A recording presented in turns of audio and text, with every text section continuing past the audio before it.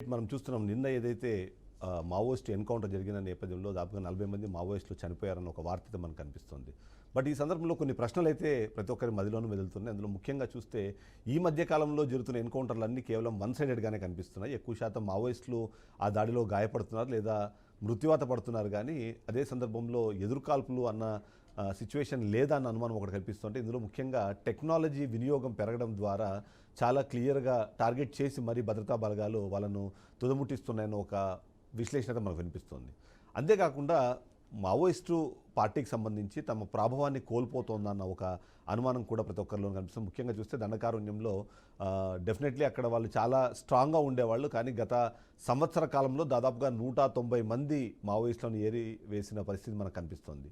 ఎందుకు తన ప్రభావాన్ని కోల్పోతుంది మావోయిస్టు పార్టీ? అంతేకాకుండా కొత్తగా రిక్రూట్మెంట్లు ఏమవుతున్నాయి? గతంలో సమాంతర ప్రభుత్వాన్ని నడిపేంత స్థాయిలో ఉన్న పార్టీ ఇవాళ ఎందుకు ఇలా ఇబ్బంది పడుతుంది అన్న విషయంపై కూడా విశ్లేషించాల్సిన అవసరం మనకు కనిపిస్తుంది. ఈ ఎన్కౌంటర్ ద్వారా మనకు తెలుస్తుంది ఏంటంటే, ఏదైతే ప్రభుత్వం గతంలోనే, ఏదైతే బీజేపీ ప్రభుత్వం వచ్చిన తర్వాత గతంలోనే ప్రకటించినట్టుగా, లేకపోతే వాళ్ళు ఆశిస్తున్నట్టుగా, ముఖ్యంగా మావోయిస్టులు అనే వాళ్ళు ఎవరిని లేకుండా మేము చేస్తాము అంటూ వాళ్ళు చేసిన ఏదైతే డిస్కషన్ ఉందో, లేకపోతే శపథం లాంటిది ఏదైతే ఉందో, అదేమన్నా కార్యరూపం దాలుస్తుందో, అందులో భాగంగానే వందలాది మంది మావోయిస్టులు మృత్యువాత పడుతున్నారన్న అనుమానం కూడా కనిపిస్తుంది. అదే సందర్భంలో గతంలో ప్రజలకు మావోయిస్టులకు మధ్యలో ఉన్న రిలేషన్ ఎలా ఉంది, ఇప్పుడు ప్రస్తుతం ఆ రిలేషన్ ఎలా నడుస్తుంది అన్న విషయంపైన కూడా కొద్దిపాటి చర్చ అయితే జరుగుతుంది. ఈ అన్నిటి విషయాలపైన మనం విశ్లేషించే ప్రయత్నం చేద్దాం. మనతో పాటు లైవ్లో జాయిన్ అయ్యారు అంద సత్యం గారు, మనతో పాటు రాజకీయ విశ్లేషకులు మనతో పాటు జాయిన్ అయ్యారు. అలాగే ప్రొఫెసర్ గడ్డం లక్ష్మణ్ గారు కూడా మనతో పాటు జాయిన్ అయ్యారు. అలాగే బీజేపీ పార్టీ నుంచి రవి గారు మనతో పాటు లైవ్లో జాయిన్ అయ్యారు.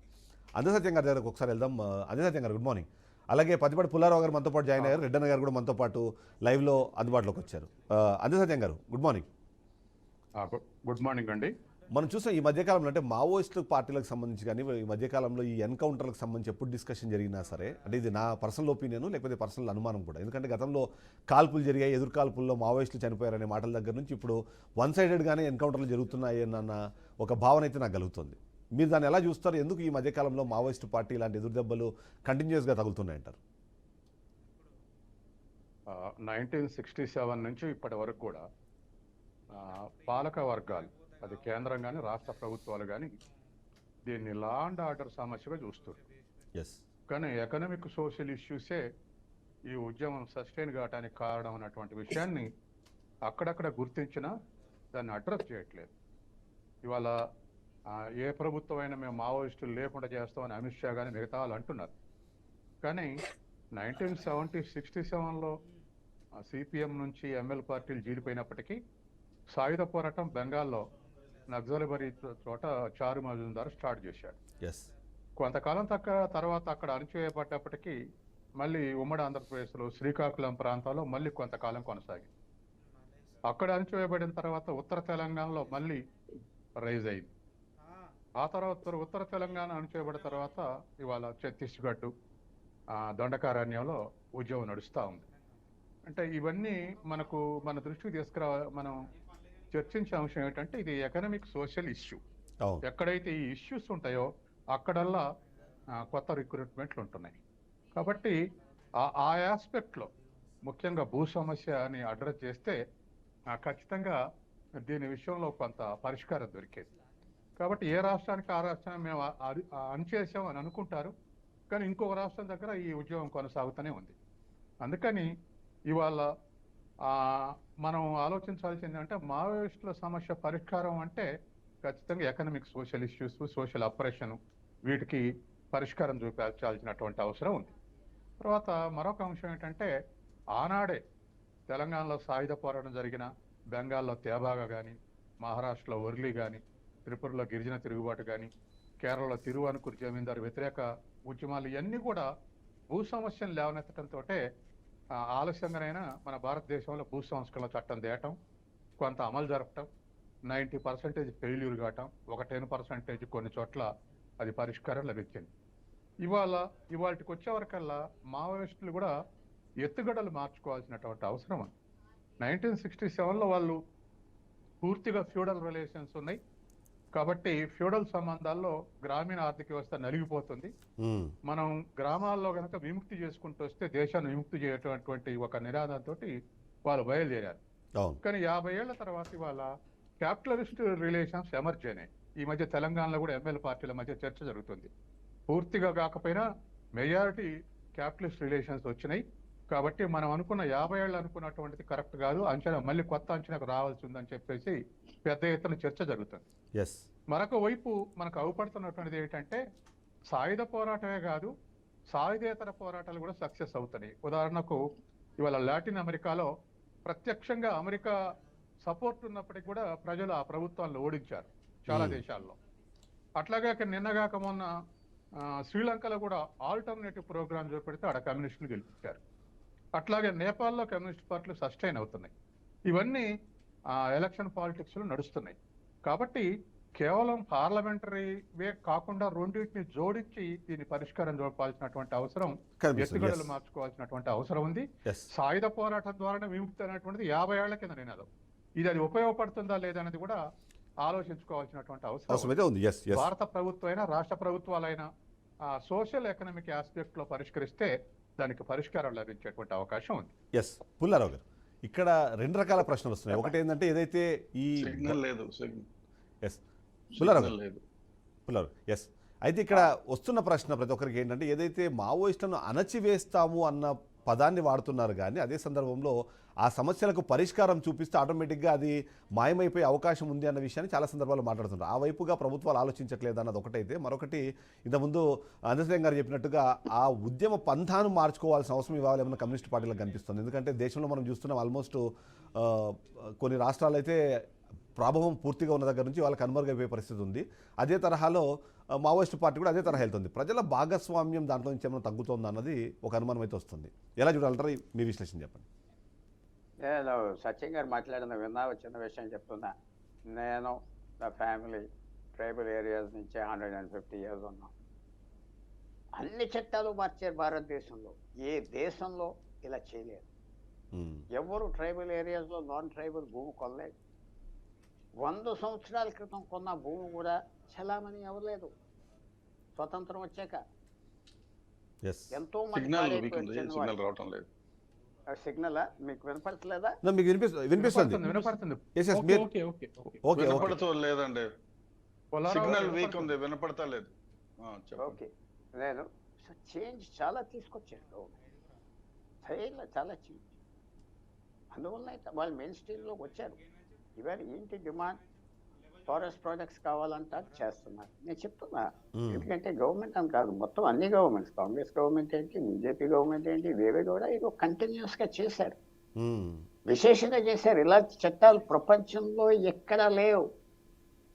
ఆస్ట్రేలియా ట్రైబల్స్ని అంశకొట్టేసి చంపేసి పంపించేశారు అబోరిజినల్స్. న్యూజిలాండ్ మౌరీస్ బయటికి పంపించేశారు. రెడ్ ఇండియన్స్ అంటాం అమెరికాలో. ఇక్కడ nobody can buy land. 7% seats పార్లమెంట్లో, అసెంబ్లీలో, గవర్నమెంట్ ఉద్యోగాలు ఉన్నాయి. చాలా మంచిది, చాలా ఆనందపడుతున్నా, చాలా సంతోషపడుతున్నా. కొత్త జనరేషన్స్ రావాలి. సో అది కాదు, ఇది ఇందాక వారు చెప్పినట్టుగా 67లో నక్సల్బారీలో చారు మజుందార్, కాను సన్యాల్, ఎవరు ఇంకోతను ఉన్నాడు జంగల్, వీళ్ళందరూ తీసుకొచ్చారు, బాగానే ఉన్నది. ఆ స్టేజ్ వేరు, వేళ వేరు, చాలా మార్పులు తీసుకొచ్చారు. భారతదేశంలో ఉన్న విశేషం ఏంటంటే ఏది వచ్చినా ఒక 5-6 సంవత్సరాలు లీడ్ టైం అంటారు పట్టుకోవటానికి. ఖాళిస్తాన్ ఇష్యూ వచ్చింది, ఆ 82లో స్టార్ట్ అయ్యింది. ఒక 10 సంవత్సరాలు పట్టింది దాన్ని అణచేయటానికి. ఇండియన్ గవర్నమెంట్ అంటే ఇక్కడ స్టీల్ ఫ్రేమ్ ఉన్నారు. స్టీల్ ఫ్రేమ్ అంటే సగం దేశం బ్రిటిష్ కింద, సగం దేశం 500 రాజ్యాల కింద ఉండేటప్పుడు కూడా స్టీల్ ఫ్రేమ్ అడ్మినిస్ట్రేషన్ డెవలప్ చేశారు. ట్రావెన్కోర్ అవునాయి, మైసూర్ అవునాయి, మిగతా రాజస్థాన్లో అవునాయి. ఆ ఫ్రేమ్ అర్థం చేసుకున్నారు చాలా వరకు. ఇప్పుడు మిగిలిన ఏంటి, కొన్ని ఇష్యూస్ ఉంటాయి. ఆ ఫారెస్ట్ ప్రాజెక్ట్స్ గురించా, దేని గురించా, పొలిటికల్ డామినేషన్ గురించా ఉంటాయి. తర్వాత ఎక్కువ పాపులేషన్ కూడా వదిలేస్తున్నారు కదా రూరల్ ఏరియాలో, సిటీస్కి వస్తున్నారు, టౌన్స్కి వస్తున్నారు. పాపులేషన్ తగ్గిపోయింది ఆ ప్రాంతాల్లో. తప్పకుండా గవర్నమెంట్ చేస్తారా, ఎలా చేస్తారో మన చేతిలో హక్కు లేదు. కానీ చేంజ్ చేయలేదు, ఆ ఇష్యూస్ అడ్రస్ చేయలేదంటే ఆశ్చర్యపోతా. ఎందుకంటే కళ్ళారా చూసా, అనుభవించాం, మంచి వచ్చేటకో అది చాలా చేంజ్ వచ్చింది. ఎక్కడా లేదు ఇలాంటి లాస్, ఎక్కడా ప్రపంచంలో, అమెరికాలో లేదు, ఎక్కడా లేదని చెప్తున్నా. అలాంటి లాస్ తీసుకొచ్చారు మన గవర్నమెంట్. చాలా విశేషంగా ప్రోగ్రెస్ అంటే ప్రజల భాగస్వామ్యం తగ్గడానికి అది కారణమని చెప్తున్నా. ఈ ప్రభుత్వం ఆ ప్రభుత్వం అంటలేదు. ప్రజల భాగస్వామ్యం తగ్గడానికి కూడా మిగిలింది అక్కడక్కడ సిచ్యువేషన్ మిగిలింది. ఛత్తీస్గఢ్ అనుకోండి, ఆంధ్రాలో కొన్ని చోట్ల అనుకోండి, ఆ దండకారణ ఏరియా ఛత్తీస్గఢ్, మహారాష్ట్ర, మధ్యప్రదేశ్, ఆంధ్రప్రదేశ్, తెలంగాణ కలిసే గోదావరి వ్యాలీ అనుకోండి, తప్పకుండా అడ్రస్ చేయాలి, అన్నీ చూడాలి, ఇంకా బాగా చేయాలి, అందరినీ లేపాలి. నేను ఒక రూరల్ ఏరియా అంటలేదు, అర్బన్ పూర్ను కూడా చూడాలి. అర్బన్ పూర్ అంటే కనపడరు మనకి. హైదరాబాద్లో, విశాఖపట్నంలో, మెడ్రాస్లో పేదవాళ్ళు కనపడరు, ఎందుకంటే వాళ్ళు ఎక్కడో దాక్కుంటారు. వాళ్ళు కూడా చూడాలి. సో నేను అది లెక్క పెడతలేదు. లా అండ్ ఆర్డర్ ప్రాబ్లం కాదని ఆయన అన్నట్టుగా, సచిన్ గారు అన్నట్టుగా ఒప్పుకుంటా. It has to be tackle, it's being tackle. And ఒక్కోసారి కొన్ని విషయాలకి ట్యాకిల్ చేయలేకపోతున్నారు, కానీ ఇప్పుడు చేస్తున్నారా, ఏం చేస్తున్నారు. కానీ లా మార్పు అనేది లేదంటే ఐ కెనాట్ అగ్రీ. కల్లారా చూసా ఎంత లాస్ తీసుకొచ్చారు, ఎంత చేంజ్ తీసుకొచ్చారు. తప్పకుండా మంచిది, చెడదంటలేదు, టైం పడుతుంది. ఎందుకంటే భారతదేశంలో ఒకసారి ఎక్కాక ఆ రక్తం నుంచి బయటకు తీయడం చాలా కష్టం. ఒక అన్నప్పుడు లాస్ట్ సెంటెన్స్, ఇది ఎప్పుడైతే చైనాకి మనకి ఓపెన్ విరోధం వచ్చిందో, చైనా కూడా వీళ్ళు ఫైనాన్స్ చేయటం, విశేషంగా చేయటం, రక్షణ ఇవ్వటం, దాయటం, ఇవన్నీ చేయటం జరిగింది. ఒక టెక్నాలజీ అన్నారు మీరు, ఒక మాట. టెక్నాలజీ వచ్చాక పెట్టేస్తారు. వాళ్ళు వాడే ఫోన్లు, వాళ్ళు ఉన్న ఫ్యామిలీస్ ఎక్కడ ఉన్నారో వాళ్ళని ట్రేస్ అవుట్ చేస్తారు. ఒక్క ఫోన్ కాల్ చేస్తే వాళ్ళు ఎక్కడ ఉన్నారో అందరికి తెలిసిపోతారు. సో చేంజ్ వచ్చింది, ఇంకా జాగ్రత్తగా చేయాలి. దేశానికి ఇది ఒక ప్రాబ్లం, తప్పకుండా మార్పు కావాలి. కేర్ఫుల్గా చేస్తున్నారని నేను భావిస్తాను. రైట్. రెడ్డర్ గారు, ఇక్కడ టెక్నాలజీ వినియోగం కానివ్వండి, లేకపోతే నేను మొదట్లోనే అడిగిన ప్రశ్న, ఈ మధ్యకాలంలో అబ్జర్వ్ చేస్తుంటే వన్ సైడెడ్ ఎన్కౌంటర్స్ ఎక్కువ జరుగుతున్నాయి. వాళ్ళని క్లియర్గా ప్లాన్ చేస్తున్నారు, రౌండ్ అప్ చేస్తున్నారు. కంపారిటివ్లీ గతంతో పోలిస్తే ఇప్పుడు కొంచెం అడ్వాన్స్ వెపన్స్ వాడుతున్నారు, అడ్వాన్స్ టెక్నాలజీని వాడుతున్నారు. ఇలా ఉపయోగించి ఇవాళ మావోయిస్టులను మట్టుబెడుతున్నారని ఒక మాట అయితే వినిపిస్తుంది. సో ఏంటి ఆ చేంజ్ వల్ల నిజంగానే ఆ ప్రజల్లో కూడా చేంజ్ వచ్చే అవకాశం ఉందంటారా? మావోయిస్ట్ పార్టీకి సంబంధించి ఈ స్థాయిలో భారీగా వాళ్ళకి నష్టం జరుగుతున్న నేపథ్యంలో వాళ్ళు ఏమైనా పందాన్ని మార్చుకోవాల్సిన అవసరం ఉందంటారా? డెఫినెట్ గా మార్చుకోవాలి.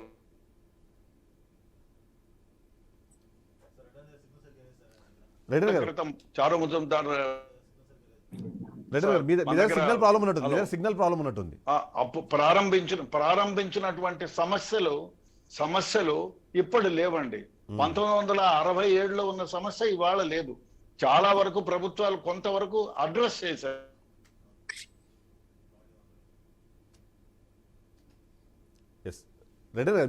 సిగ్నల్ ప్రాబ్లం ఉన్నట్టు వ్యత్యాసం ఉందో అదే విధంగా వాళ్ళు అసలు ఎక్కడైతే అడ్రస్ చేయలేకుండా పోయినారో, అడ్రస్ చేయలేకుండా పోయినారో అక్కడ డెఫినెట్ గా కొంచెం నక్సలైట్ ప్రాబ్లం ఉంది. ఒకటి మీరు చెప్పారు technology. Yes, technology is definitely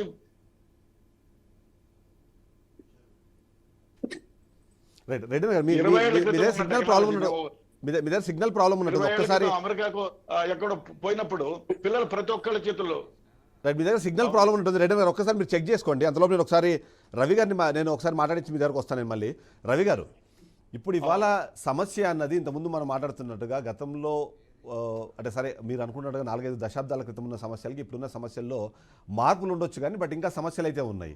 సమస్యల్ని మీరు అడ్రస్ చేయకుండా కేవలం మావోయిస్టులను నిర్మూలించాలన్న ఒక ఆలోచనతోనో ఆశయంతోనో ముందుకు సాగడం ద్వారా ఎక్కడో ఒక చోట, అంటే ఒక చోట మీరు ఉద్యమాన్ని అణచివేస్తున్నాం అనుకుంటున్నారు, కానీ బట్ మరొక దగ్గర నుంచి మరొక రూపంలో ఉద్యమం అయితే కొనసాగుతున్న పరిస్థితి మనకు కనిపిస్తుంది.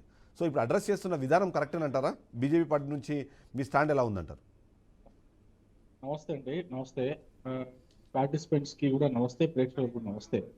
నేనేమంటున్నా, ఒకవేళ నక్సలిజం కానీ ఇప్పటికీ కూడా ఎగ్జిస్ట్ అయ్యి ఉంది ఏదైనా రాష్ట్రంలో అంటే దాని అర్థము సోషియో ఎకనామిక్ ప్రాబ్లమ్స్ ఇంకా ఉన్నాయి ఆ రాష్ట్రంలో అని నేను కూడా సమర్థిస్తాను.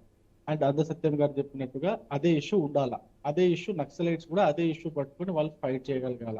కానీ ఇక్కడ జరుగుతుంది ఏంటి, ఆ యొక్క ఉద్యమం పేరుతో వీళ్ళకి AK-47s, SLR రైఫిల్స్ విత్ పెద్ద పెద్ద ఆయుధాలు ఎక్కడి నుంచి వస్తున్నాయండి? అంటే ఇంత పెద్ద పెద్ద ఆయుధాలు రావడానికి అసలు వేస్ ఏంటి? అంత పెద్ద పెద్ద ఆయుధాలు మన ఉగ్రవాదులు దగ్గర ఉంటాయి. ఆ ఉగ్రవాదులతో వీళ్ళకి ఏమైనా ములాఖత్ ఉందా? ఉగ్రవాదులతో కలిసి ఏమైనా పనిచేస్తున్నారా? దేశ వ్యతిరేక కార్యకలాపాలు చేసే ఉగ్రవాదులతో నక్సలైట్లకు ఏమన్నా ఉందా, అసలు స్నేహబంధం ఉందా అనేది మనం ఆలోచించాలా. నిజంగా నేను చెప్తున్నాను, ఒకవేళ ఛత్తీస్గఢ్ లో బీజేపీ ప్రభుత్వం వచ్చిన తర్వాత ఈ సోషియో ఎకనామిక్ ఇష్యూస్ పైన భూపేష్ బాగేల్ ఉండే అంతకుముందు ఆయన పెద్దగా ఏం పనిచేయలే. బీజేపీ ప్రభుత్వం వచ్చిన తర్వాత ఈ సోషియో ఎకనామిక్ ఇష్యూస్ పైన చాలా స్ట్రాంగ్ గా పనిచేస్తుంది కాబట్టి ఇప్పటి వరకు ఛత్తీస్గఢ్ లో 155 మంది నక్సలైట్లు లొంగిపోయారు. ఒక 179 మంది వరకు మేము అరెస్ట్ చేసాం. ఎస్, రిటాలియేట్ చేసే క్రమంలో చాలా మంది జవాన్లు కూడా చనిపోయారు. మీకు తెలుసు, కరెక్ట్ గా 1 year క్రితం ఒక 14 మంది జవాన్లు చనిపోయారు. అంతకుముందు కూడా అటాక్ జరిగితే ఒక 5 మంది జవాన్లు చనిపోయారు, నక్సలైట్ కూడా చనిపోయారు. ఇది నడుస్తూనే ఉంది. అంటే ఒక పక్కనే లాస్ జరిగిందని చెప్పడం కూడా తప్పు.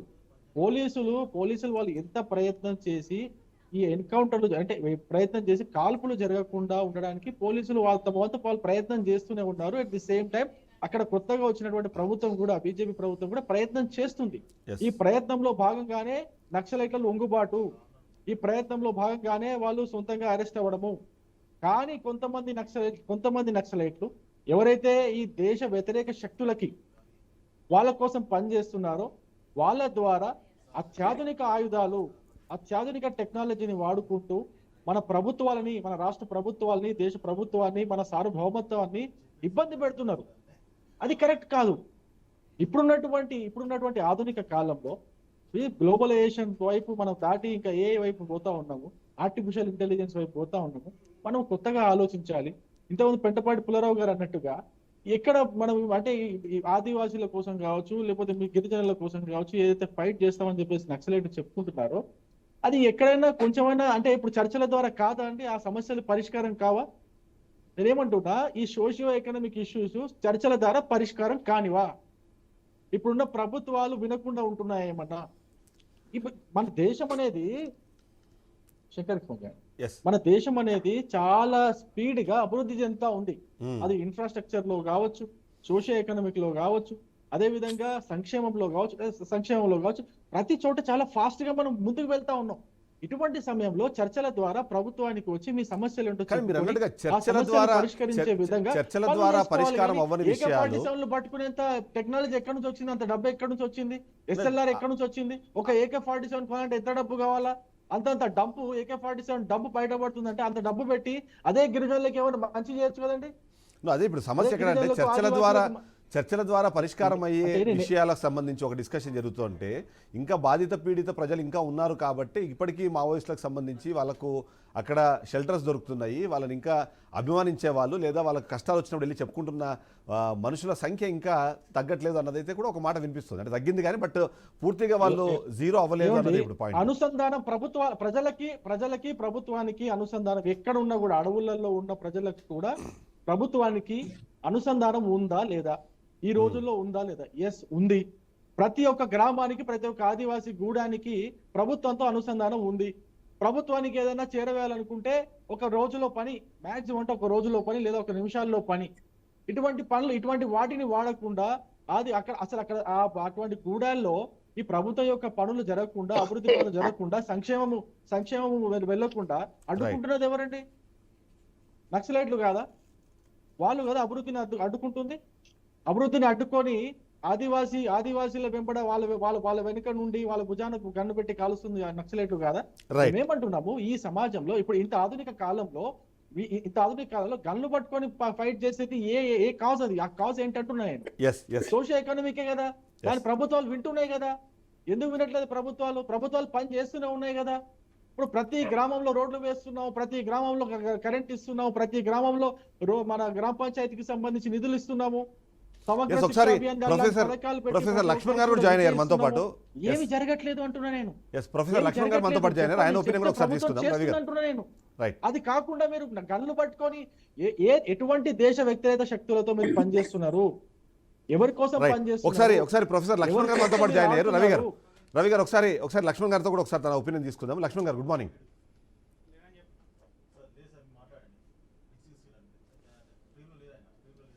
ఓకే, సో అయితే ఒకసారి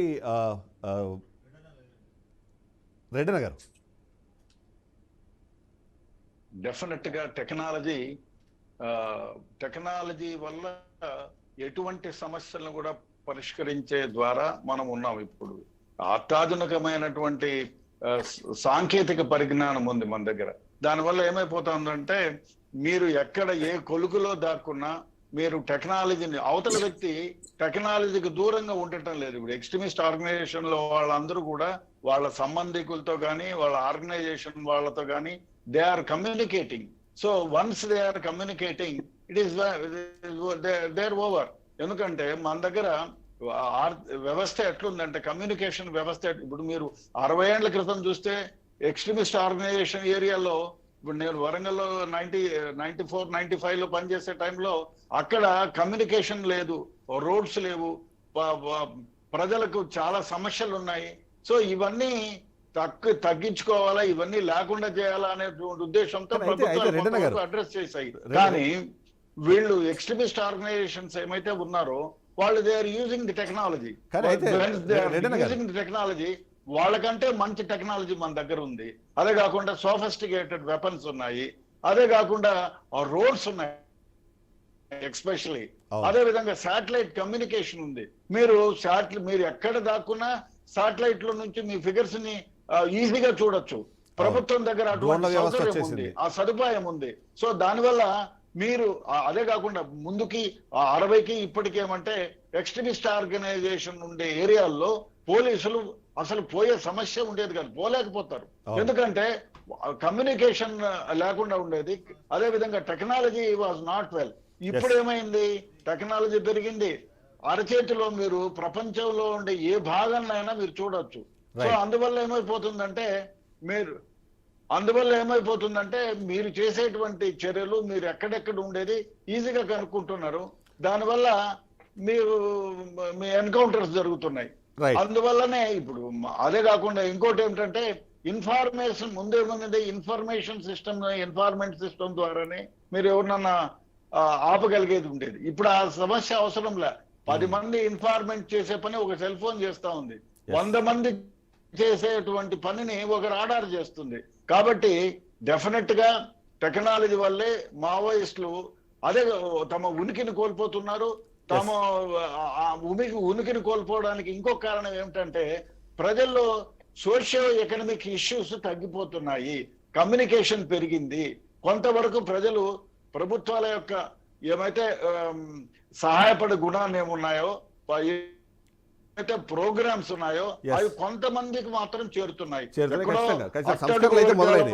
ఎక్కడో దూరంగా ఉండే వారికి ప్రజాస్వామ్యంలో కొంత జరగడం లేదు తప్ప ఇప్పుడైతే డెఫినెట్ గా ప్రజలకు కొంతవరకు ఈ సోషియో ఎకనామిక్ ఏమైతే జోన్ ఉందో ఆ పరిధి దాటిపోయింది.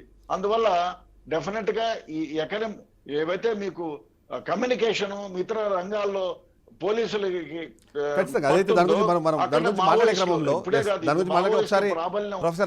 తగ్గిపోతుందనేది నా అభిప్రాయం. ప్రొఫెసర్ లక్ష్మణ్ గారు కూడా లైవ్ లో జాయిన్ అయ్యారు. లక్ష్మణ్ గారు ఒకసారి లక్ష్మణ్ గారు, ఇవాళ ఏదైతే మావోయిస్టు పార్టీ ఆవిర్భావం కానివ్వండి, లేకపోతే అంతకుముందున్న నక్సల్ సంబంధించినవి కానివ్వండి, ఏంటంటే ప్రభుత్వం నుంచి మాకు అనుకున్న జరగనప్పుడు ఆ సమాంతర ప్రభుత్వం అవసరం ఉంది అన్న భావనలో ప్రజలు ఉండేవాళ్ళు. కానీ ఇప్పుడు సంస్కరణలు జరుగుతున్నాయి, అవన్నీ జరిగిన తర్వాత ప్రజల్లో ఆ డిస్కనెక్షన్ వచ్చింది అన్నది ఒక మాట వినిపిస్తుంది. ఎలా చూడాలంటారు? ఎందుకంటే ఇప్పుడు ప్రభుత్వాలు చేస్తున్న కార్యక్రమాలు కానివ్వండి అవన్నీ లాస్ట్ మైల్ దాకా కూడా తీసుకెళ్లే ప్రయత్నం చేస్తుంటే ఎక్కడో ఒక చోట ఈ మావోయిస్టులు దీనికి అడ్డుగా మారుతున్నారు. ఎందుకంటే అక్కడక్కడ జరుగుతున్న సంఘటనలు వాటన్ని చూపించి ప్రజలతో డిస్కనెక్ట్ చేసే ప్రయత్నం ఏమైనా జరిగింది అన్నది ఒక అనుమానం ఉంది. మీ విశ్లేషణ ఏంటి, ఎలా చూడాలంటారు దాన్ని? Good morning you all. అయితే బేసికల్ గా ఈ ఉద్యమాలు ఏవైతే ఉన్నాయో అవి ఇప్పుడు మనం మాట్లాడిన మిత్రులు కానీ పాలకులు కానీ అంగీకరిస్తున్నారు. అది సామాజిక ఆర్థిక సమస్య అని అందరు కూడా అంగీకరిస్తున్నారు. ప్రాథమికంగా అధికారంలో ఉన్న పాలకులు పార్టీలు అంగీకరించిన తర్వాత మన్మోహన్ సింగ్ కూడా మొదలుపెట్టాడు. ఇది డెఫినెట్గా ఇది లా అండ్ ఆర్డర్ ప్రాబ్లం కాదు, ఇది సోషియో ఎకనామిక్ ప్రాబ్లం అని ఆయన స్పష్టంగా చెబుతూ, సమస్య ఎక్కడొచ్చింది అంటే అది చెప్పినప్పుడు దాన్ని విశ్వసించిన ఆ రకంగానే ఆ కోణంలోనే ఆ మార్గంలోనే పరిష్కార మార్గాలు కనుక్కోవాలి, కొంత సంయమనం కూడా పాటించాలి. కానీ అదే నోటితో భారతదేశ అంతర్గత భద్రతకు నక్సలైట్లే పెను ప్రమాదంగా మారారు అనే ఆలోచన చేసినప్పుడు, అది కంటిన్యూ అయి ఇప్పటి బీజేపీ ప్రభుత్వం వరకు చేరినప్పుడు ఏది ప్రధానంగా తీసుకుంటున్నారు, ఏది తక్కువ అవుతుంది, ఏది ఎక్కువ అవుతుంది? వీళ్ళు గనక భారతదేశ అంతర్గత భద్రతకు పెను ముప్పుగా మారారనే పాలసీ విధానాన్ని ప్రధానంగా చేయటం వల్లనే ఇవాళ అమిత్ షా ఏమంటాడంటే, భారతదేశంలో నక్సలిజాన్ని లేకుండా 2026 మార్చి 31 వరకు దాని అంతం చూస్తాను, తుదముట్టిస్తాను, చివరి నక్సలైట్ వరకు అణిచివేస్తాము అని ఆయన ఇప్పటికే ఈ 9 నెలల కాలంలో ఒక 3 సార్లు 4 సార్లు ఏ సమస్యల మీద, సామాజిక ఆర్థిక సమస్యలను అడ్రస్ చేయడానికి వచ్చిండా, ఆయన వచ్చి తుద ముట్టించేయండి అని చెప్పటానికి వచ్చాడా? ఈ రెండు దృక్పథాలలో ఏది ప్రధానంగా నిలబడుతుంది అనేది ఇవాళ పౌర సమాజంగా మనం ఆలోచించాల్సిన అవసరము చాలా ఉంది. దీన్ని రెండో కోణాన్ని ప్రధానం చేశారు గనక ఒక నాయకుడు, ఒక దేశాధినేత వీళ్ళు అణిచేస్తాం, తుదముట్టిస్తాం అనటమేంటండి?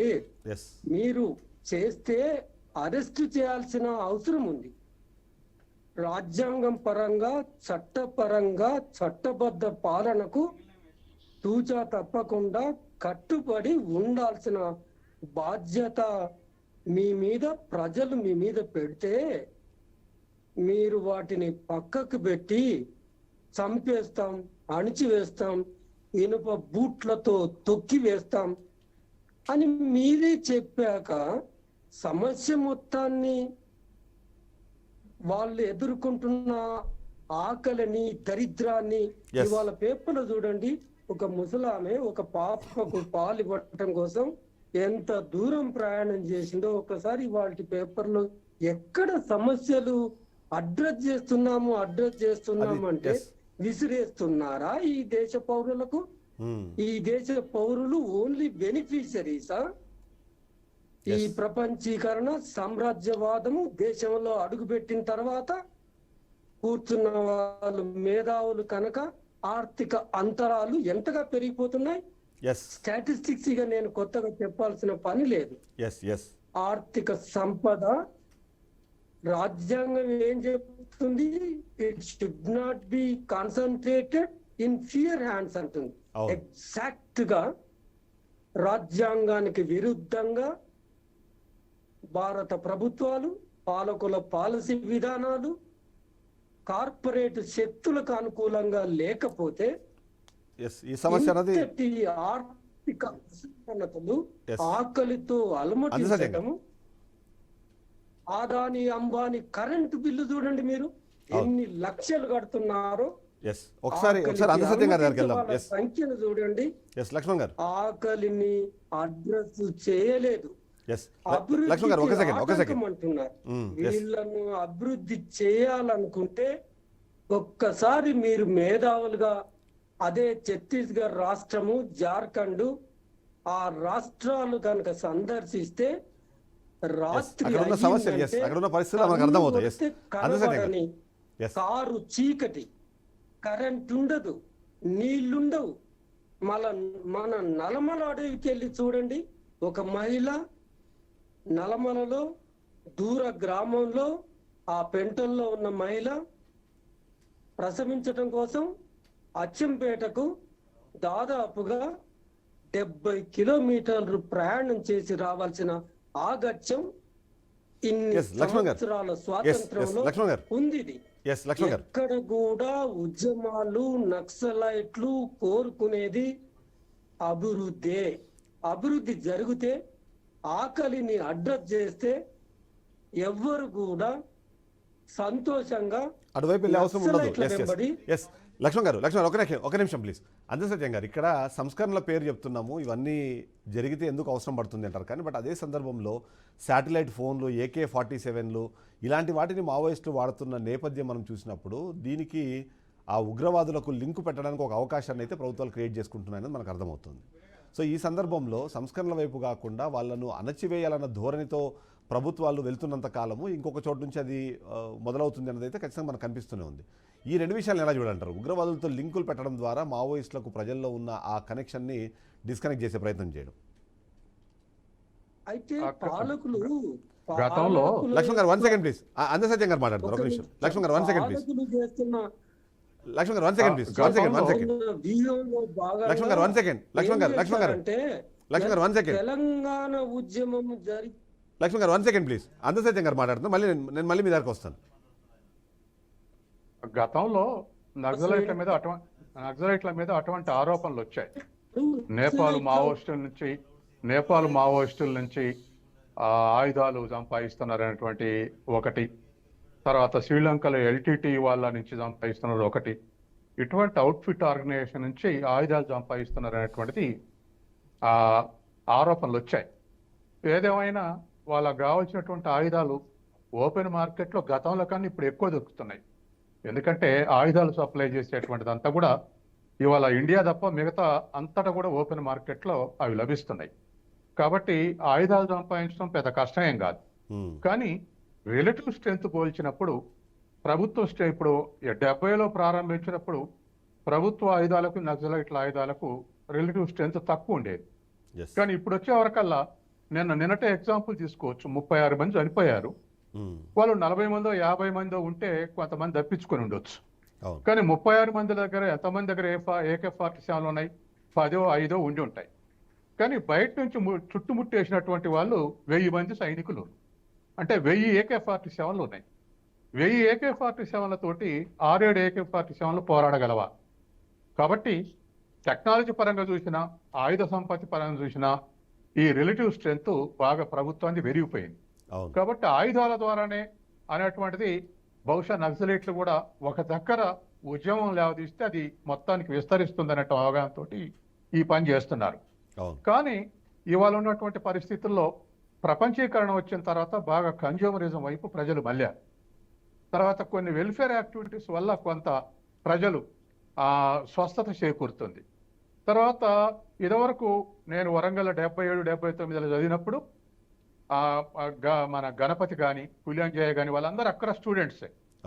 అందరితోటి నాకు పరిచయం ఉండదు, ముఖ పరిచయం కూడా ఉంది. కానీ అనేక వాదనలు యూనివర్సిటీలో చేసుకునే వాళ్ళం.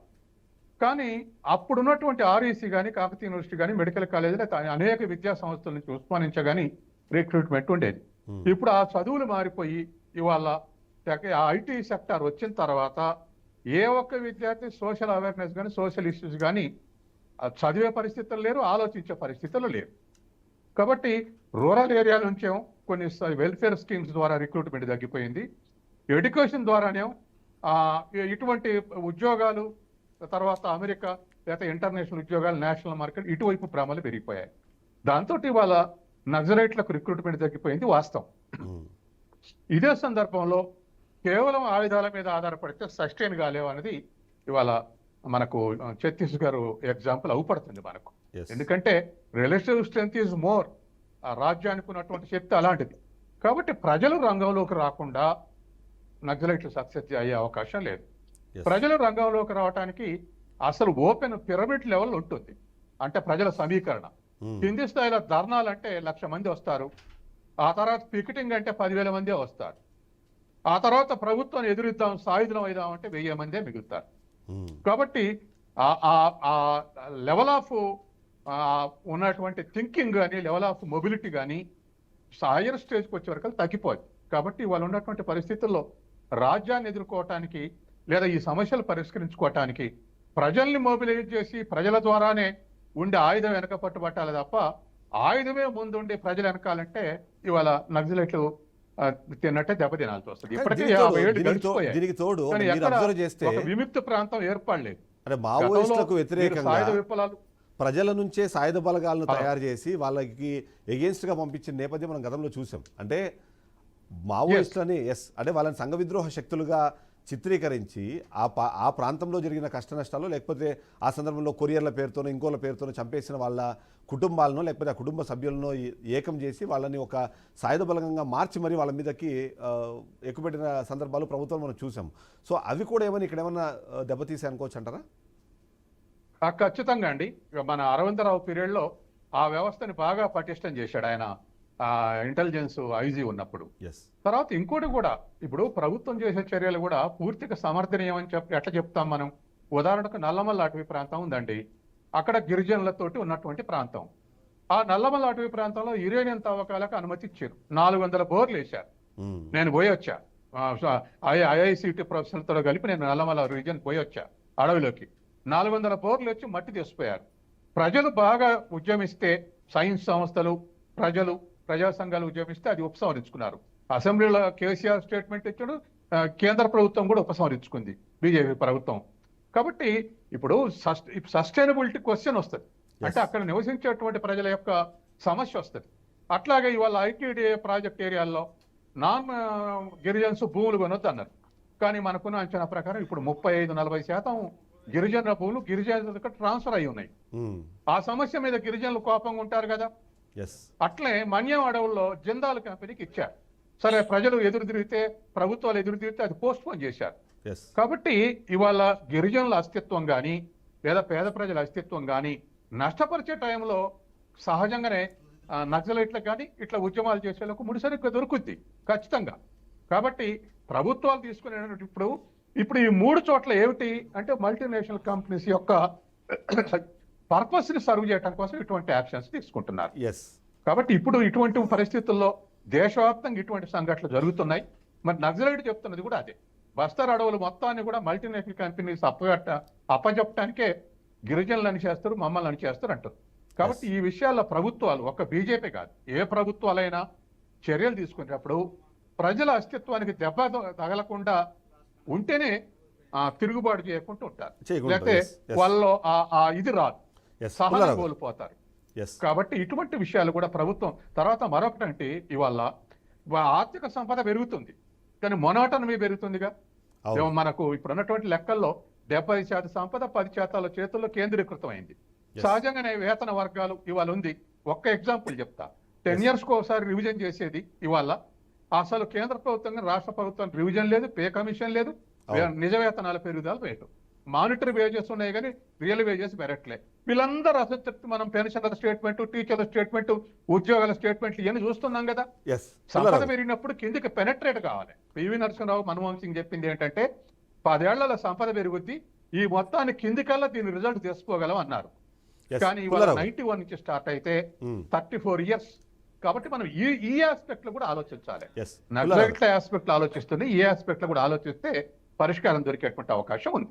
పుల్లారావు గారు, ఎక్కడైనా సరే అంటే పుల్లారావు గారు ప్రభుత్వం తీసుకుంటున్న నిర్ణయాలకు సంబంధించి వ్యతిరేకంగా మాట్లాడితేనేమో వాళ్ళకి ఎక్స్ట్రీమ్ లిస్టులు అనే ఒక ముద్ర వేసే ప్రయత్నం చేస్తున్నారు. బీజేపీ పార్టీకి సంబంధించి అగేన్స్ట్గా మాట్లాడితేనే వాళ్ళని దేశద్రోహులుగానో లేకపోతే ఉగ్రవాదులుగానో చిత్రీకరించే ప్రయత్నం చేస్తున్నారు. పౌర సమాజం నుంచి ఎవరైనా కానీ ఈ మావోయిస్టులకో లేకపోతే వీళ్ళకి సంబంధించిన విధానాలపైన మాట్లాడితే వాళ్ళని ఉగ్రవాదులుగా చూపించి వాళ్ళ జైల్లో వేసే ప్రయత్నం చేస్తున్నారు. ఇలాంటి ఒక అణచివేత ధోరణి కూడా ఇంకా కొనసాగుతోందన్న ఒక అనుమానము, పౌర సమాజం ఇంకా మాట్లాడాల్సిన అవసరం ఉంది అన్న విశ్లేషణ వినిపిస్తున్న నేపథ్యంలో దాన్ని ఎలా చూడాలంటారు? కరెక్టే, అదంతా కరెక్టే. మనం చూసేది కూడా ఏ పక్కన తిరిగినా ఒక ఢిల్లీ తప్ప బాంబే కొంతవరకు, బెంగళూరు పెద్ద సిటీస్ మీరు నోరెత్తి మాట్లాడితే మీడియా ఎవరైనా నొక్కేస్తారు. ఇప్పుడు హైదరాబాద్లో కూడా పెద్ద పట్టణమే, చాలా గ్రేట్ సిటీ భారతదేశం. కానీ ఒక 20-30 ఎలీట్ గ్రూప్స్ ఉన్నాయి కదా, 20-30 ఎలీట్ గ్రూప్స్ అంటే ఏంటి? కొన్ని సమాజాలు వాళ్ళు, film world for example, media world, real estate, software, కొన్ని కులాలు, కానీ 30 గ్రూప్స్ ఉన్నాయి. ముస్లిం అరిస్టోక్రసీ పూర్వం నుంచి, లేకపోతే ఓవేసీ, అని ఒక 30 గ్రూప్స్ ఉన్నాయి. ఆ గ్రూప్స్ మీద ఏమాత్రమైన కనపడుతుందండి? అదే వినపడుతుంది. ఏ మాత్రమైనా మనం కాలు తొక్కితే మన మీదకి వచ్చేస్తారు. ఢిల్లీలో ఏంటంటే కొంచెం పెద్ద సిటీ అని కోర్ట్స్ ఉన్నాయి కాబట్టి మనం ఇష్టం వచ్చినట్టు మాట్లాడుకోవచ్చు. అది తప్పట్లేదు మన సొసైటీలో. మీరు విజయవాడ వెళ్ళి మీ ఇష్టం వచ్చినట్టు మాట్లాడితే సాయంకాలానికి ఎక్కడికి వెళ్ళిపోతారు, అరెస్ట్ చేస్తారు. ఎవడు అడిగేవాడు లేడు, హైకోర్టు దగ్గరికి వెళ్ళాలి. సో అది ప్రిమిటివ్గా ఉన్న చోట, ప్రిమిటివ్ అంటున్నానంటే అది కొంచెం బ్యాక్వర్డ్గా ఉన్నాం. పెద్ద సిటీస్ ముఖ్యంగా ఈ భారతదేశంలో బెంగళూరు, ఢిల్లీ అండ్ బాంబే, మిగతా చోట్ల మనం మాట్లాడలేము. అంటే ఇది మీరు చేశారా నేను చేశారని కాదు, వీళ్ళందరూ కలిసి చేసుకుంటారు. వాళ్ళు ఒకరి మధ్యన తేడాలు ఉన్నదా అందరూ కలుస్తారు. ఒక ఎలీట్ ఫార్మేషన్ ఉన్నది అన్ని చోట్ల. ఆ ఎలీట్స్ని మనం ఏం చేయలేకపోతాం. ఈవేళ యుఎస్ఏ ఎవరేమండి, యూకే ఎవరేమండి. యూకే అంటే వాళ్ళ యాన్సెస్ట్రల్ అరిస్టోక్రసీ కంట్రోల్ చేస్తారు ఈవేళ కూడా. బయటకు ఎన్ని మాటలు చెప్పినా వాళ్ళకి. సో అది మనం ఇండివిజువల్గా అయ్యో ఇలా ఉంటే బాగుంటుంది, అలా ఉంటే బాగుంటుంది అని చైనాని తీసుకొచ్చి ఇది ఇచ్చేద్దాం అది ఇచ్చేద్దాం కుదరదు. మన చాలా 145 కోట్ల జనం, విరోధాలు ఉన్నారు 7,000 కిలోమీటర్ల మీద 1947 నుంచి. డైలీ చైనా మనకి ఎంత ముఖ్యమైన ప్రాబ్లం చైనా అంటే ఎవరు కన్సిడర్ చేయడు. చైనా అంటారు రాజ్యాంగంలో నాకు ఏమిస్తుంది, ఇంకేమన్నా వస్తాయా, ఏమన్నా ఇస్తారా ఫ్రీగా, అయ్యో మాకు ఇది లేదు అది లేదు, మమ్మల్ని ఏం చూడటం లేదు అంటున్నారు. 75 సంవత్సరాల క్రితం ఈ ఫోటోలు తీసి ఇవాళ ఫోటోలు తీస్తే ఎలా ఉన్నాయి జనం, ఊరు అసలు మార్పు. అసలు ఆశ్చర్యమైన చేంజ్ భారతదేశంలో వచ్చింది. ఎక్కడ నేను అనుకుంటున్నా, నన్ను సచిన్ గారు అందరూ కరెక్ట్ చేస్తే ఐ బి వెరీ హ్యాపీ. ఆయన ఎంతో దీని మీద పనిచేశారు కాబట్టి. ఎంత ప్రపంచంలో ఈ 75 సంవత్సరాలు భారతదేశం వచ్చిన చేంజ్ తెలిసిన చరిత్ర 4,000 సంవత్సరాలు 5,000 సంవత్సరాలు ప్రపంచం ఎక్కడా లేదు. ఏం మార్పు వచ్చింది, అంత తీసుకొచ్చారు భారతదేశం. And I credit this to Mahatma Gandhi. ఎవరేం చెప్పినా ఐ క్రెడిటెడ్ టు హిమ్. ఆయన మీద ఈ లోపం ఆ లోపం ఇళ్ళాలు తిరుగుతున్నా ఆయన తీసుకున్న డెసిషన్స్ ఇంత చేంజ్ వచ్చాయి. ఇంకా సాటిస్ఫై లేదు, చాలామంది అన్హ్యాపీగా ఉన్నారు. ఎవరైతే ఉద్యోగాలు లేవంటే మాకు రిజర్వేషన్ లేదు, కొంతమందికి ఇంకా కావాలి, ఇదేమనుకుంటున్నారు. కానీ మన దేశానికి ఉన్న థ్రెట్స్ ఎక్స్టర్నల్ థ్రెట్స్, బయట నుంచి ఉన్న థ్రెట్స్ కనపడట్లేదు, ఎవరు పట్టించుకోవట్లేదు. ఇక్కడే ఏమిస్తామని తిరుగుతున్నారు. సో తప్పకుండా టైం వచ్చింది. సిటిజన్స్కి రైట్సే కాదు డ్యూటీస్ కూడా ఉన్నాయి.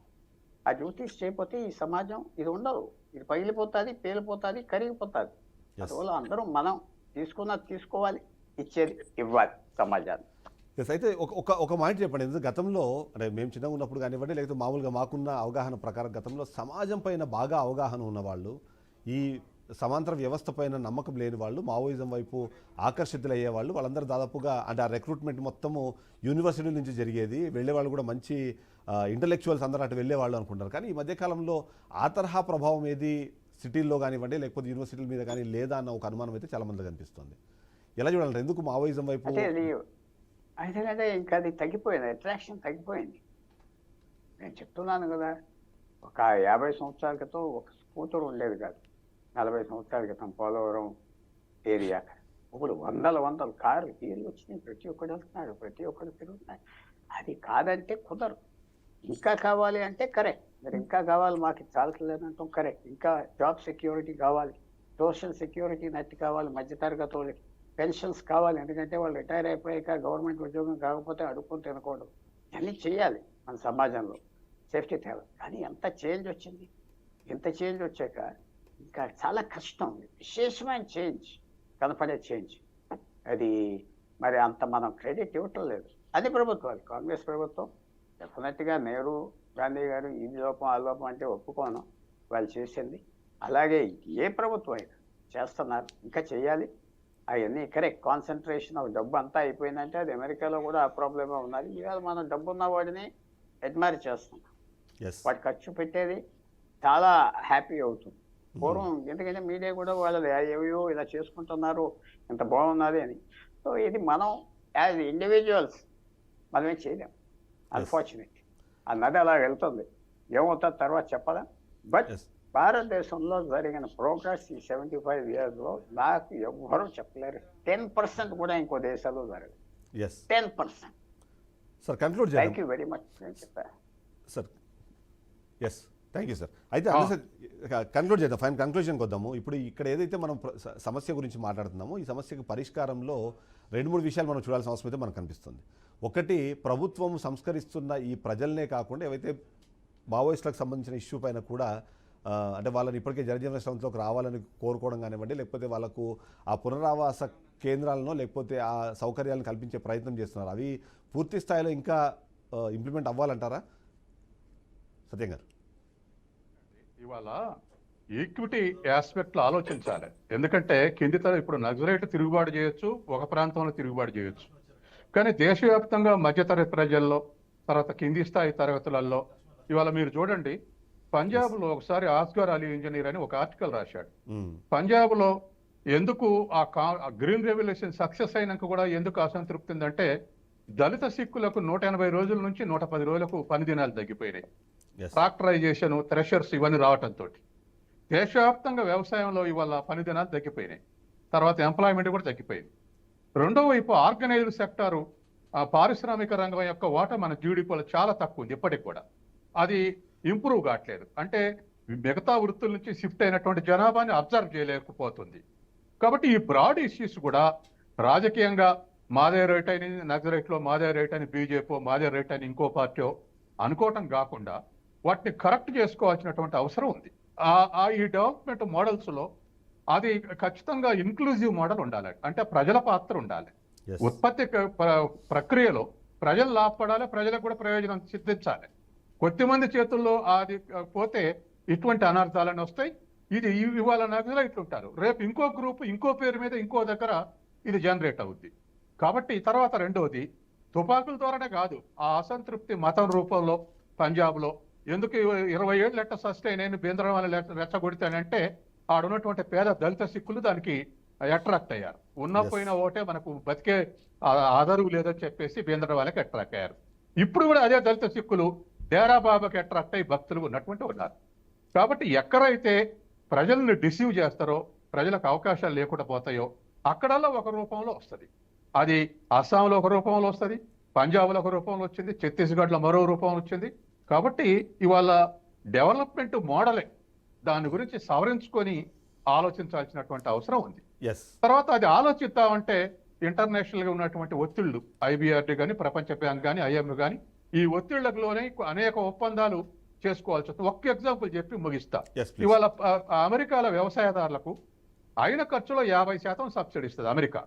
అయినా రైతులు 20 లక్షల మంది, 10 లక్షల మంది తగ్గిపోయారు.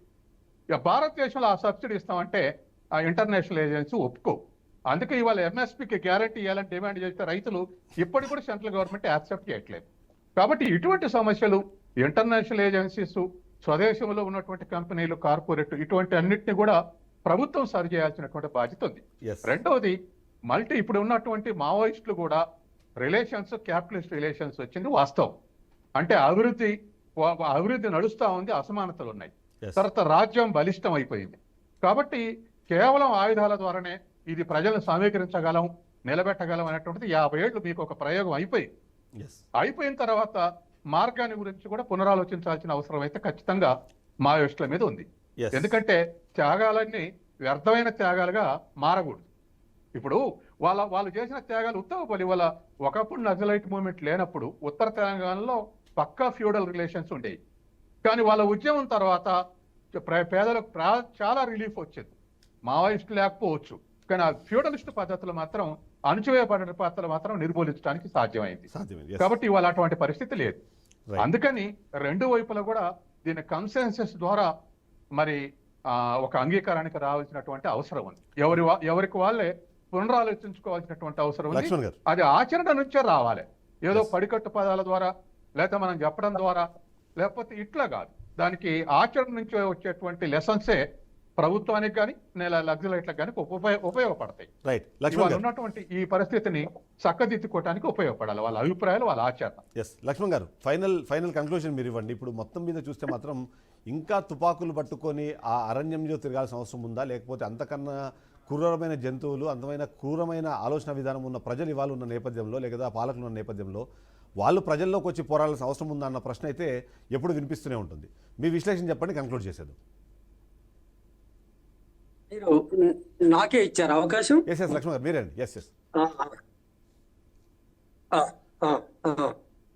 అయితే దానికి ప్రజల్లోకి రావటము, పద్ధతులు మార్చుకొని ఉద్యమం చేయటము అనేది అది మొట్టమొదటి అనుసరించిన పద్ధతి, ఆ మొట్టమొదటి అనుసరించిన పద్ధతిని గాంధేయ మార్గంలో ప్రజాస్వామ్య పద్ధతిలో అనుసరిస్తే దాన్ని అణిచివేశారు కనుక ఇప్పటికైనా ఇందాక ఒక మిత్రుడు చెప్పినట్టుగా అర్బన్ నక్సలైట్లని ముద్ర వేస్తున్నారు. వీళ్ళు మాట్లాడేది ప్రజాస్వామ్య బద్ధంగానే కదా, ఆ పరిభాష కూడా ఉంది కదా, దానికి అవకాశాలు లేకుండా పాశవికంగా క్రూరంగా అణిచివేస్తున్న క్రమంలో ఇది వస్తుంది.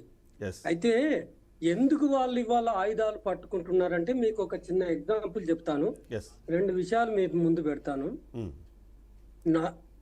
ఎందుకు అవసరం వస్తుంది అనేది ఇక్కడ మనం కూర్చున్న ఈ మేధావులు కూడా ఒక్కసారి నేను ఇప్పుడు చెప్తున్న దానికి సందర్శించండి. నాగర్ కర్నూలు మీ వాయిస్ మ్యూట్లో పడింది. మండలంలో మైలారం గ్రామం ఉంది. మైలారం గ్రామం చాలా సుందరీకరణ, ఆ గుట్ట, ఆ చెరువులు, నెమళ్ళు, పక్షులు, దేవాలయాలు, సమాధాలు, అవేంటివి అవన్నీ బేరెల్ అవన్నీ అందులో ఆ గుట్ట మీదనే ఉన్నాయి. ఆ గుట్టను ఒక వారం రోజులుగా వచ్చి తవ్వుతున్నారు. ఒక్కసారి ఆలోచించండి, 3 సంవత్సరాలుగా వాళ్ళు అడ్డం పడి దాన్ని తవ్వకుండా చేస్తే ఇవాళ మొత్తం పోలీసు బలగాలను దింపి ఒక 30 మంది మీద కేసులు పెట్టి అరెస్టు చేయడానికి సిద్ధంగా ఉండి అరాచకం సృష్టించి తవ్వకాలు మొదలు పెట్టారు. వాళ్ళ దగ్గర అనుమతులు ఉన్నాయనే ఒకే ఒక నెపంతో గ్రామస్తుల అభిప్రాయాలను ఏమాత్రం గౌరవించకుండా చేస్తున్నారు. ఇప్పుడు మార్గం అనుసరించాలి ఇక్కడ కూర్చున్న వాళ్ళు చెప్పండి. అంటే ఒక్క నిమిషం ఇవ్వండి, నాకు కొంత టైం ఇవ్వండి. మొత్తం అభివృద్ధి నమూనా మొత్తం కార్పొరేట్ శక్తులకు పోయి మొత్తం దేశ సంపద మొత్తం కార్పొరేట్ శక్తులకు చేతులు పెట్టి కొల్లగొట్టి వాళ్ళ చేతులు పెట్టి కేవలం వాళ్ళ అభివృద్ధికి మాత్రమే కృషి చేస్తున్న ఈ ప్రభుత్వాలు నిన్న జరిగిన ఈ ఎన్కౌంటర్లో జిష్ణుదేవ్ సాయి అభినందిస్తాడు. చంపి వచ్చిన వాళ్ళు హంతకులు చట్టం ప్రకారంగా. వాళ్ళ బాధ్యత ఏంటంటే వాళ్ళను పట్టుకొని పలు రకాల మార్గాల్లో పట్టుకొని న్యాయస్థానాల ముందు నిలబెట్టేంత వరకే వాళ్ళ బాధ్యత. అయితే వాళ్ళను అభినందిస్తున్నాడు, వాళ్ళకు అవార్డులు రివార్డులు కూడా ప్రకటిస్తాడు. అయితే ఈ ఎన్కౌంటర్ యొక్క ప్రత్యేకత మనం గమనించాల్సింది ఏంటంటే ఈ పాటికే నిన్న మొదలయ్యి సాయంకాలం కల్లా ముగిసిందని చెప్పుకుంటున్న ఈ ఎన్కౌంటర్లో 40 మంది చనిపోయినారని చెప్తున్న ఈ ఎన్కౌంటర్లో 6 పేర్లు మాత్రమే ప్రకటించింది గవర్నమెంట్. మాకు అందుతున్న సమాచారం ప్రకారంగా అక్కడ అధినాయకత్వం కూడా ఉండి అధినాయకత్వాన్ని కూడా తుదముట్టించినట్టుగా మనకు అర్థమవుతుంది. వాళ్ళలో పీడిత ప్రజల నాయకుడైన ఆశన్న అలియాస్ వాసుదేవరావు ఉన్నట్టుగా అర్థమవుతుంది. మాకు అందిన సమాచారం ప్రకారంగా మావోయిస్టు పార్టీ కార్యదర్శి కేశవరావు గారు కూడా ఉన్నట్టుగా అర్థమవుతుంది. ఇట్లా తిరుపతి లాంటి వాళ్ళు ఇట్లా ఎంతమంది అక్కడ ఉన్నారో వీళ్ళందరినీ వాళ్ళు లేవదీస్తున్న ఇష్యూలను అడ్రస్ చేయకుండా కేవలం వాళ్ళను అణిచివేసే పని పోలీసులకు మిలిటరీ బలగాలకు అప్పచెప్పితే సొల్యూషన్ వస్తుందా? డిఆర్జీ చేతిలో పెడితే ఆ డిఆర్జీ ఎవరు? సాల్వాజూడం వాళ్ళు, గ్రామాలుగా తగలబెట్టిన వాళ్ళు, మహిళను విచ్చలవిడిగా అత్యాచారాలు చేసిన వాళ్ళు. భారతదేశానికి నక్సలైట్లతో ఒకవేళ సమస్య ఉంటే ఆ సమస్యను పరిష్కరించమని నేను మళ్ళీ మీ టైం తీసుకుంటాను.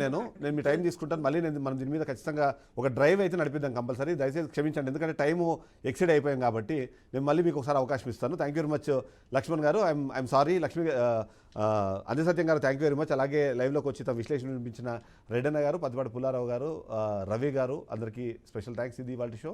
రేపటి షోతో మళ్ళీ కలుద్దాం.